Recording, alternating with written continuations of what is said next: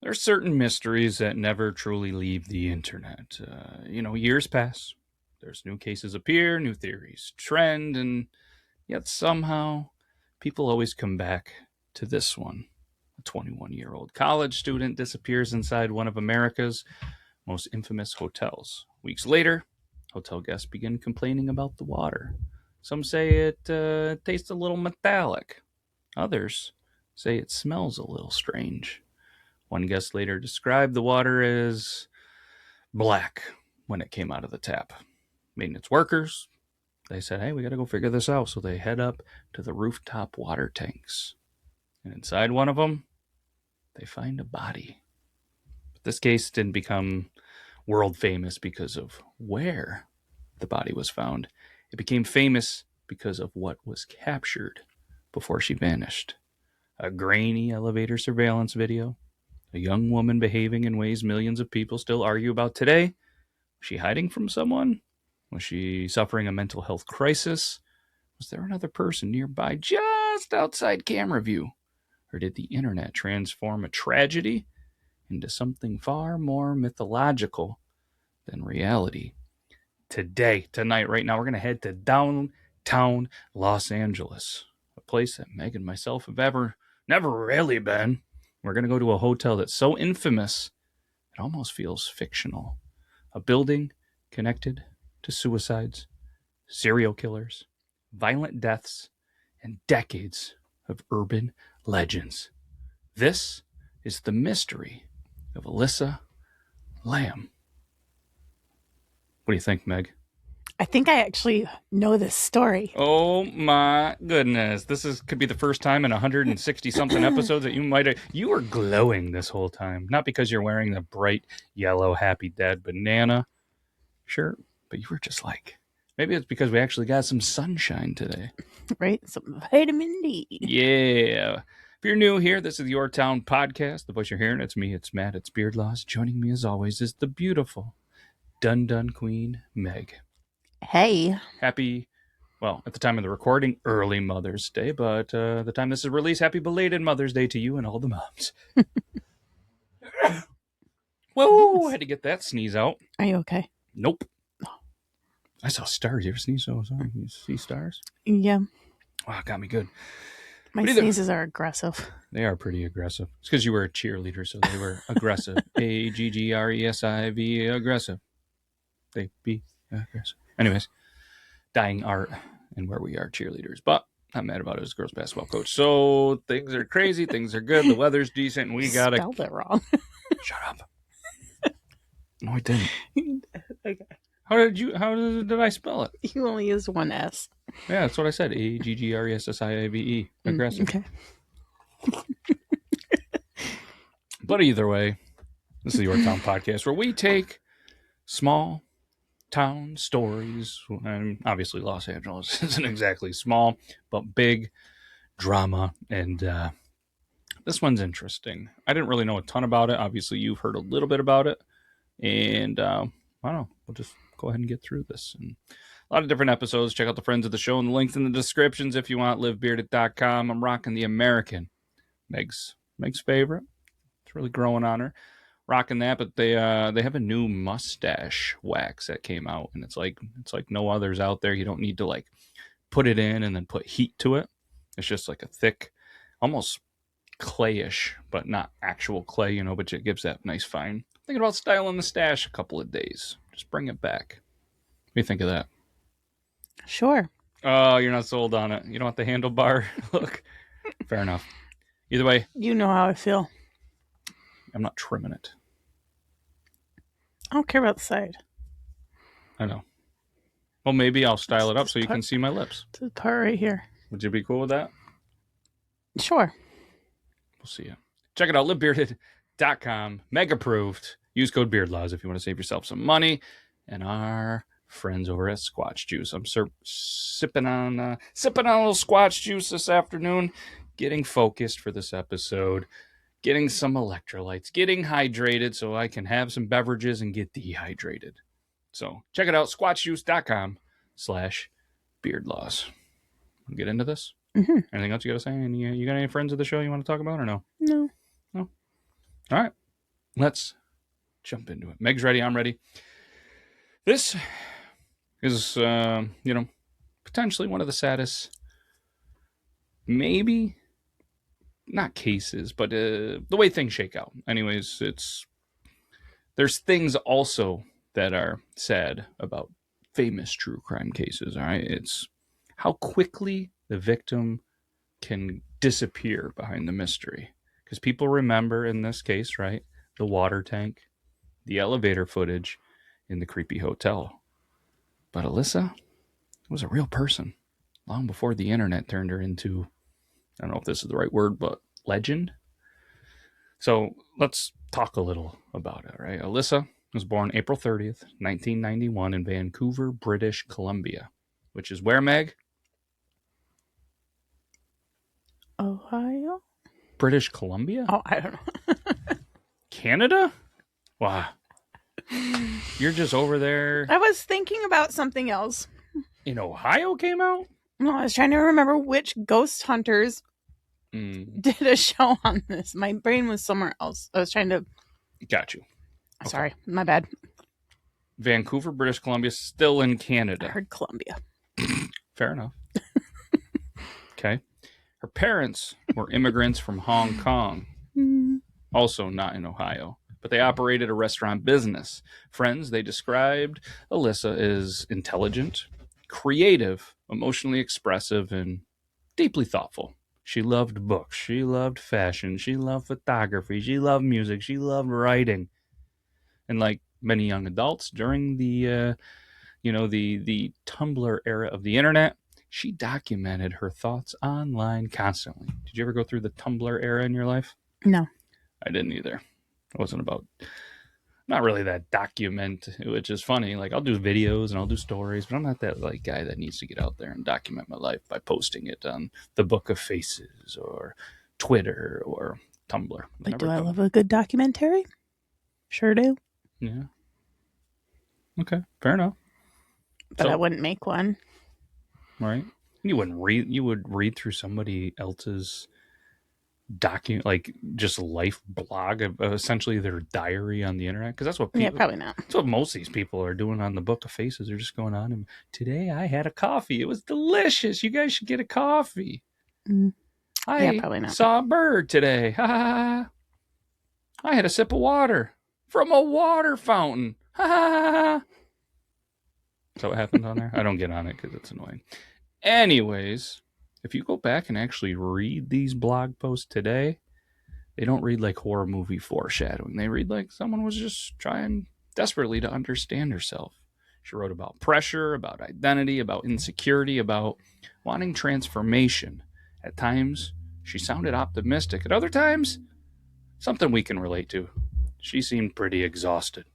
And honestly, that emotional inconsistency makes her feel incredibly human, especially today, because so many people quietly struggle while still trying to protect confidence publicly. You know, the old keeping up with the Joneses, right?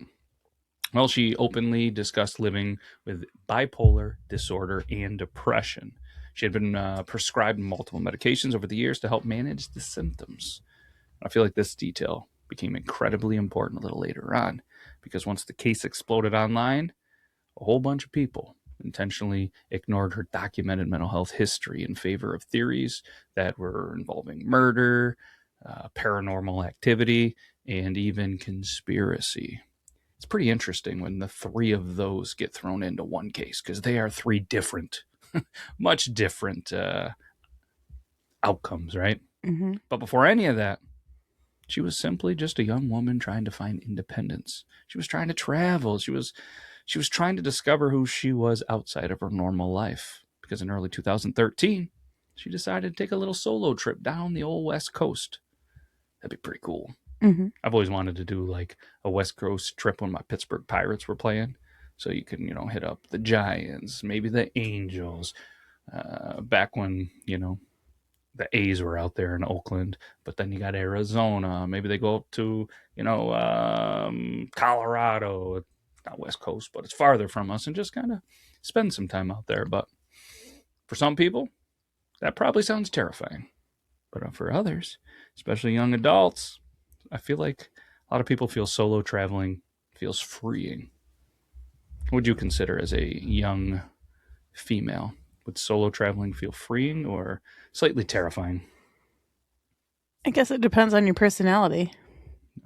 Because for me, absolutely not. Not for me. Fair. But others, freeing.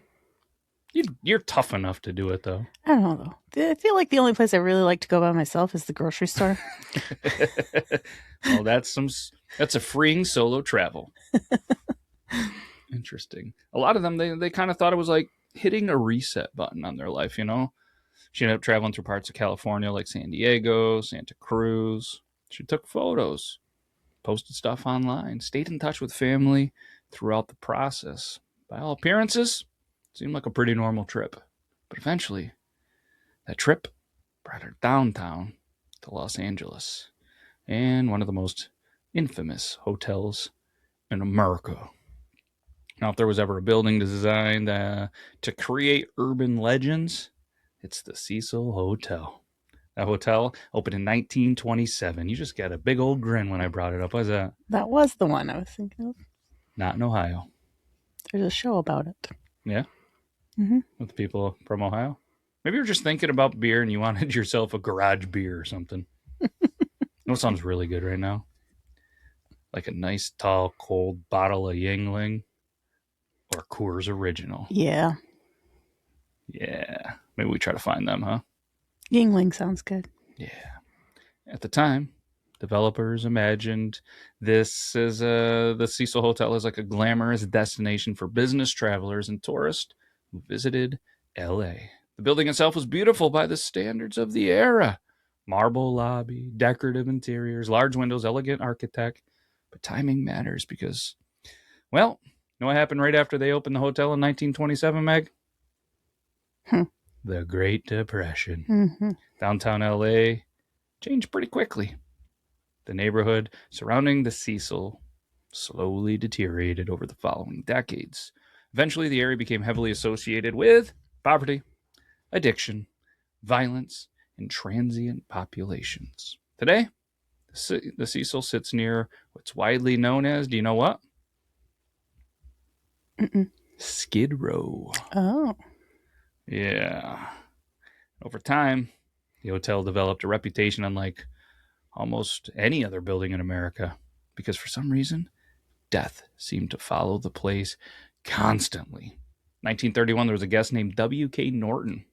Died after ingesting some poison capsules. 1932, another guest was found dead from a self-inflicted gunshot wound. 1934, former Armor Medical Corps Sergeant Louis D. Borden was found dead inside his room. And the stories, they kept getting weirder and weirder from there. But one of the most kind of disturbing ones was in 1944. There was a woman named Dorothy Jean Purcell. Checked into a hotel with a man. During the night, she went into labor in the bathroom.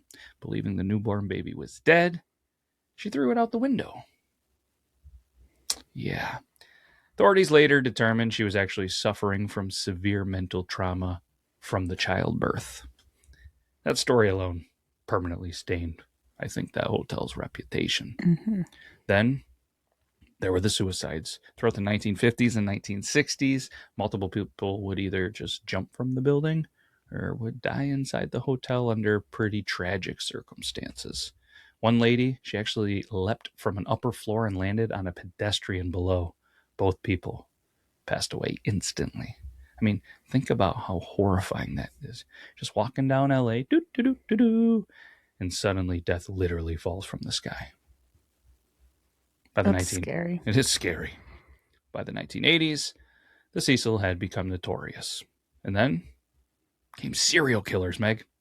Perhaps the most infamous one was Richard Ramirez, known as the Night Stalker. He terrorized California during the mid-80s through a series of brutal murders and assaults. According to reports, he stayed at the Cecil during portions of his killing sprees. Some stories claim he would return later at night, covered in dirt and blood. Because the neighborhood surrounding the hotel was so chaotic, nobody paid much attention to a man walking down the street covered in dirt and mud. And then years later, you had Austrian serial killer Jack Unterweger. I don't know how to say that one. Also reportedly stayed there while committing a whole bunch of murders in LA. So at that point, the Cecil stopped being viewed as simply a dangerous hotel. People began treating it almost like a cursed building, a place where darkness just seemed to collect. And that reputation would become massively important. After, for whatever reason, Elisa went there, but she also disappeared there. Because once her story hit the internet, well, people immediately connected it to the hotel's horrifying history. That's a lot. Did you know all that? I didn't know all of that. Some of it you did, A but little bit. just a dark, dark place. Is this the hotel that had like two different sides to it? So it was like basically it's kind of like two hotels in one. So it was like one side was like more upper class and the other side was more like where like there's a lot of drug dealing and stuff Nope. like that. It appears it is just one big hotel. Because there's a hotel like that. Interesting. And we have done a couple of episodes about hotels, but yeah, this. And apparently, according to this random article, LA's infamous Cecil Hotel was up for sale by January 2013. The Cecil Hotel was attempting something interesting. It was trying to reinvent itself. See, I didn't want to give anything away. Part of the main building had been rebranded as Stay on Main, a more youth-oriented budget lodging concept designed to attract younger travelers. So this is part of it. Maybe that's where you're leaning into. Okay. And honestly, if you were a tourist that were booking online at the time, you might have not really fully understand, what exactly this hotel had for a reputation. Mm-hmm. She checks into the hotel on January 26th, 2013. At first, she stayed in a shared hostel-style room with some other travelers. But according to the report later discussed publicly, her roommates eventually complained about her and her behavior. And this is the part of the case that gets a little exaggerated online all the time. People turn vague reports into claims of possession or insanity. And there is absolutely zero evidence to support this. But there were reports suggesting that she did behave oddly enough that the hotel management eventually moved her into her own private room. Again, that detail matters. Not because it proves anything sinister, but because it potentially supports the idea that she may have already been struggling psychologically before she disappeared, right? Mm-hmm.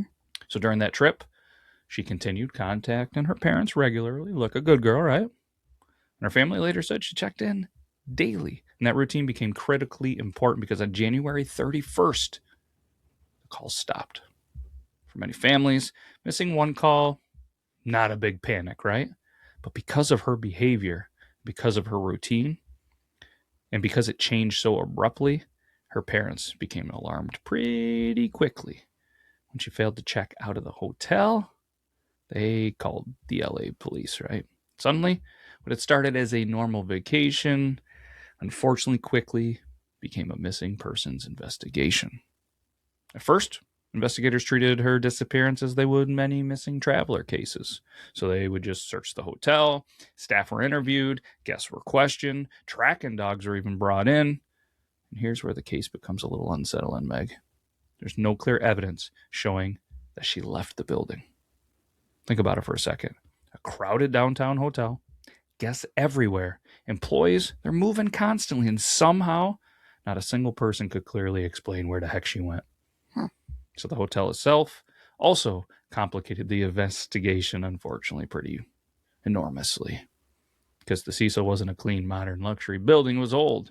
It was maze-like. It was filled with stairwells, hallways, rooftop access areas, maintenance corridors, and transient traffic. A place where people could disappear into the background pretty easily.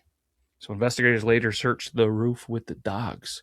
At one point, the dogs reportedly traced her scent toward a window that led to a fire escape. But nothing emerged. Days passed. Weeks passed. No confirmed sightings, no activity on her accounts, no answers. And eventually, LAPD made a decision that would change the case forever. They released surveillance footage from one of the hotel elevators. Even now, more than a decade later, the elevator footage remains deeply unsettling. Not because anything like graphic happens, but because human beings instinctively recognize confusion and fear. And the footage begins with just her entering the elevator. We probably should have watched the footage before. And almost immediately, I know I did. Have you seen it? Okay. Almost immediately, she starts just pressing multiple buttons. Not one, not two, like several, rapidly. Not quite like a kid going, just almost, and then she moves toward the corner of the elevator, but the doors remained open. She steps toward the hallway, she looks around, and then she quickly retreats. At one point, she presses herself against the wall as though she was hiding from someone outside. Then she suddenly just exits the elevator entirely. But her movement, it was weird. It was erratic. It was almost theatrical, right? Mm-hmm. She waves her arms. She moves her hands oddly. She appears to gesture towards something unseen. And eventually she just walks away. It was the last confirmed footage of her alive. And the internet became obsessed with it instantly. Millions watched the footage within days. People analyzed body language frame by frame, and some claimed she was hiding from a killer who was standing just outside camera range. Others believe she was speaking to an unseen entity. Paranormal investigators, they got involved. YouTubers, they would start to slow down the footage and look kind of for hidden figures or edits, thinking it was fake. One detail especially kind of fueled these conspiracy theorists. The elevator doors remained open for a very long time. For many people watching, that became proof that somebody was right outside there controlling the situation, hitting the sensor, keeping it open, right? But later, investigators explained something important. The elevator system had a door hold function. There's a certain button combination that delays the doors from closing. And if she pressed that combination, it could explain it, but it didn't for most, right? Because emotionally, people wanted something larger, something darker. And then you combine the eerie footage with the history, well, people's imaginations start running pretty wildly, don't they? Mm-hmm. February 19th, 2013, nearly 3 weeks after she vanished, that's when the guests started complaining about the water. Some, hey, pressure's low. Others, they complained about the taste. One guest later described the water as having a strange sweetness. Another claimed it appeared dark when it was coming from the tap. So maintenance worker Santiago Lopez, Mario Lopez's cousin probably, was sent to inspect the rooftop water tanks. The hotel relied on 4 large tanks positioned on the roof to supply water throughout the building. Lopez climbed to the roof using a ladder and an access area. Checked inside one of the tanks. Guess what he saw, Meg? I know the answer, and it's pretty gruesome. Found her just floating inside the water. The details shocked people worldwide, especially because guests had unknowingly been using that water for days. They bathed in it. They drank it. They brushed their teeth with it. The clothing, personal belongings, all that stuff, they were found in the tank with her. Almost immediately, the case transformed from missing persons investigation into one of the most infamous internet mysteries ever created. Because now the question became even darker. How did she reach the roof? How did she enter the tank? Why was there no clear evidence of foul play? Why did the elevator footage feel so disturbing to everyone who watched it? That's crazy, right? Mm-hmm. That's only part 1, Meg. Do we make this a longer episode? Or do we make him come back for a part 2? Let's finish it. Okay, this could be a long one. You ready? I have an off-topic question, though. Yeah. So when water tanks are on the top of a tall building like that, how do they replenish them?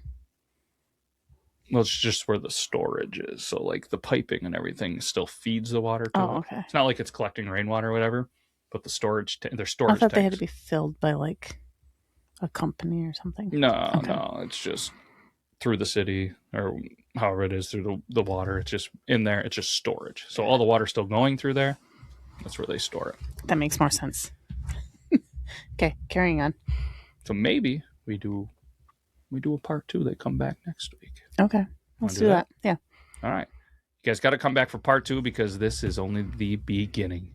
Because in part 2, the case changes completely. Because this is where the mystery leaves the hotel and spreads across the internet. Millions of strangers, they begin trying to solve the case themselves. False accusations destroy innocent lives. Conspiracy theorists spiral out of control. The autopsy changes the direction of the investigation, and the tragic reality behind her death becomes buried beneath years of internet myth-making. Whew. Dun, dun, dun. This is our first ever part 2. I haven't done that in a while. You haven't done. I know you're the Dun Queen every week, and you haven't done it in like a year. It's okay. Sometimes we grow out of our nicknames or out of our our things we do. It felt right there. Though. It did feel good. Yeah, we got a part 2. I'm excited for it. Glazed right over it. I couldn't believe that. Okay. That was good. All right.